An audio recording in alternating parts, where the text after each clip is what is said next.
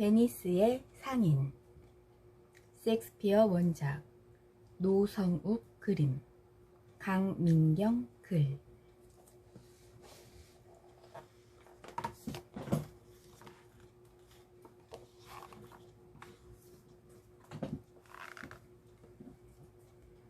아름다운 물의 도시 베니스에 안토니오라는 젊은 상인이 살고 있었어요.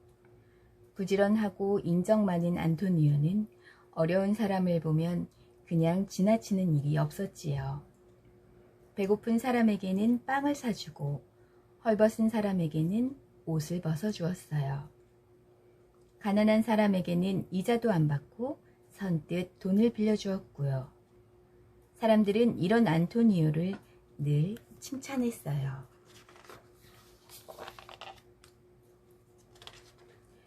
안토니오에게는 바사니오라는 친한 친구가 있었어요. 하루는 바사니오가 안토니오를 찾아와 말했어요. 안토니오, 난 사랑에 빠졌다네. 벨몬티에 사는 포쇼라는 아가씨를 사랑하게 되었어. 진심으로 축하해, 바사니오. 안토니오는 자기 일처럼 기뻐해 주었지요. 바사니오가 머리를 극적이며 말했어요. 포쇼는 워낙 굉장한 집안의 아가씨라 만나려면 돈이 필요하다네. 자네가 3,000두카트만 빌려줄 수 있겠나? 바사니오를 위해서라면 전 재산이라도 빌려줄 안토니오였지요. 하지만 마침 장사할 물건을 사느라 돈을 다 쓴 뒤였어요. 걱정 말게, 방법이 있을 거야. 안토니오는 밝은 목소리로 말했어요.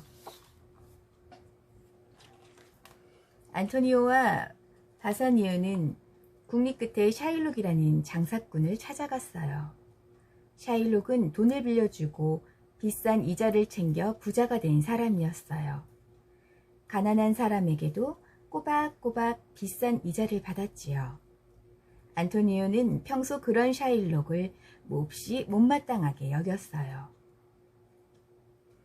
내 친구에게 지금 당장 3,000두카트가 필요하오. 내가 보증을 설 테니 석 달만 빌려주시오. 샤일록은 속으로 콧방귀를 뀌었어요. 나를 고약한 장사꾼 취급했겠다? 어디 맛 좀 봐라. 샤일록은 기분 나쁜 웃음을 지으며 안토니오에게 말했어요. 물론 빌려드리지요. 이자는 필요 없어. 샤일록은 계약서를 한 장 내밀었어요. 다만 돈을 갚지 못하면 당신의 가슴 1파운드를 떼기로 합시다. 돈을 못 갚는 일은 절대 없을 거요. 바사니오가 한사코 말렸지만 안토니오는 서명을 했어요. 안토니오 덕분에 바사니오는 포쇼에게 사랑을 고백할 수 있었어요. 포쇼와 바사니오는 결혼을 약속했지요. 포쇼가 바사니오에게 반지를 건네며 말했어요. 바사니오, 이건 우리 사랑을 뜻하는 반지예요. 무슨 일이 있어도 빼면 안 돼요. 알겠소. 내 목숨이 붙어있는 한 절대로 빼지 않으리다. 바사니오는 포쇼의 손을 잡고 굳게 다짐했어요. 그때 하인이 바사니오에게 편지 한 통을 가져왔어요. 내 친구 바사니오, 내 물건을 실은 배가 폭풍을 만나 가라앉아 버렸다네. 이제 샤일록에게 빌린 돈을 갚지 못해 죽게 생겼으니 마지막으로 자네 얼굴이나 한번 봤으면 좋겠네. 편지를 읽은 바사니오의 얼굴이 하얗게 질렸어요. 지난 얘기를 들은 포셔도 깜짝 놀랐지요. 어서 가서 안토니오를 구하세요. 바사니오는 서둘러 포셔와 결혼을 하고 곧바로 포셔가 마련해준 돈을 갖고 베니스로 떠났어요. 바사니오가 도착했을 때는 안토니오의 재판이 코앞이었어요. 계약서대로라면 꼼짝없이 안토니오가 살을 도려내야 했지요. 포셔는 가만히 기다리고만 있을 수 없어 판사인 사촌오빠에게 도와달라고 했어요. 오빠, 제발 제가 그 법정에 판사로 가게 해주세요. 그건 안 된다. 딱 한 번만요. 포쇼의 부탁에 못 이겨 사촌오빠는 판사 옷을 빌려주었어요. 재판날 포쇼는 판사로 꾸미고 법정에 들어섰어요. 어찌나 감쪽 같은지 바사니오조차 알아보지 못했지요. 포쇼는 점잖은 목소리로 샤일록에게 물었어요. 샤일록은 자비를 베풀어 안토니오를 살려줄 수 없습니까? 절대 그럴 수 없습니다. 계약서대로 하겠습니다. 샤일록은 눈썹 하나 까딱 않고 말했어요. 그럼 빌려준 돈의 3배를 받고 용서할 수는 없습니까? 절대 그럴 수 없습니다. 샤일록의 대답은 얼음보다 차가웠지요.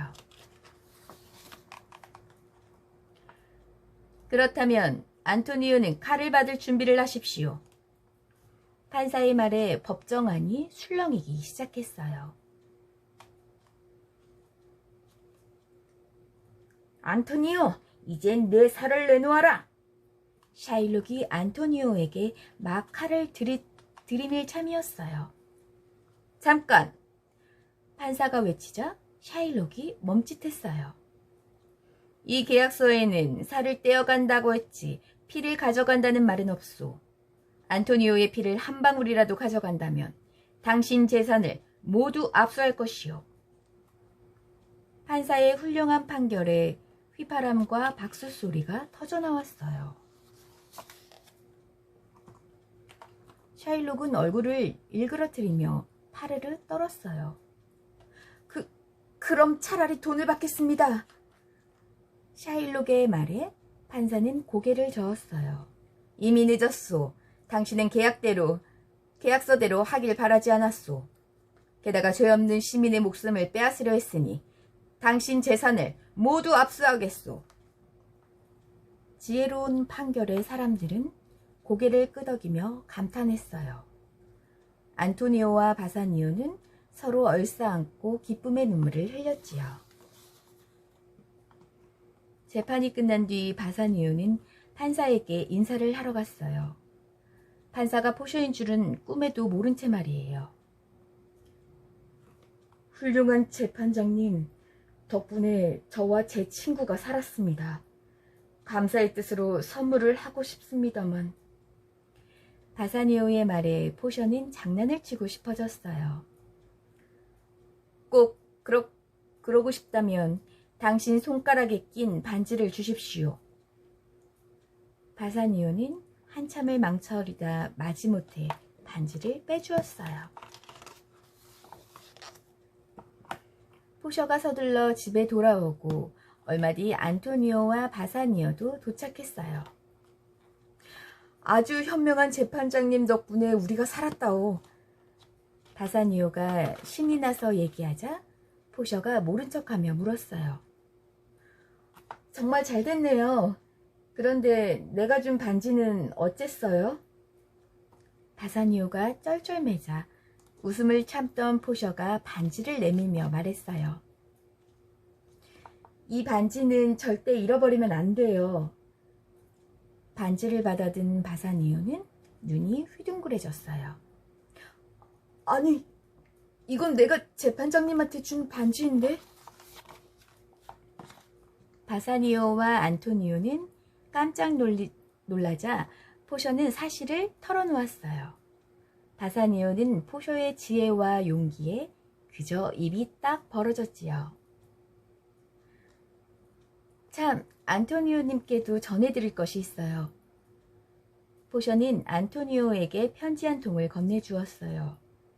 가라앉은 줄 알았던 배가 무사히 항구에 들어왔다는 소식이었지요.